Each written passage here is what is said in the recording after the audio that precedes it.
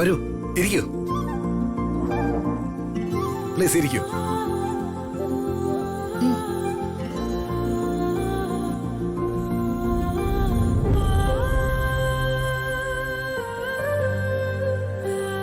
നിങ്ങൾക്ക് വേണ്ടി manager sir പ്രത്യേകം അറേഞ്ച് ചെയ്താ ഇതൊക്കെ.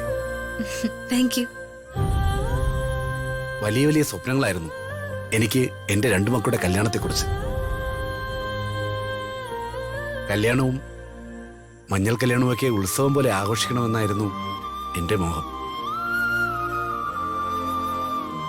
സാറിനിട്ട് പിൻകാലിന് തൊഴിച്ചിട്ടാ പെൺമക്കള് രണ്ടും മുങ്ങിയത്. അതും രണ്ട് അന്യ സംസ്ഥാന തൊഴിലാളികളുടെ കൂടെ.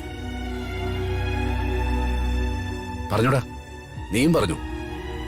കൂട്ടത്തിൽ നിന്ന് നീയും എന്റെ ചങ്ങിലിട്ട് തൊഴിച്ചോ? മക്കള് മാത്രമല്ല, മരുമക്കളും ചതിച്ചു. അവന്മാര് രണ്ടുപേരും സാറിന്റെ തൊഴിലാളികളായിരുന്നു. ഒരുത്തൻ അർത്തൂർ വില്യംസ്, മറ്റൊരുത്തൻ അൻവർ റഹീം ഷാ. മക്കള് തേച്ചത് പോട്ടെ, ഒടുവിൽ സാറിന്റെ വൈഫ് സാറിനോട് ചോദിക്കുവാണ്, മക്കള് പോയതുപോലെ ഞാനും പൊയ്ക്കോട്ടെ ഏട്ടാന്ന്. അതിപ്പോ സങ്കടം സഹിക്കാൻ വയ്യാതായപ്പോ അവള് ചോദിച്ചു പോയതാവാം. സാരമില്ല.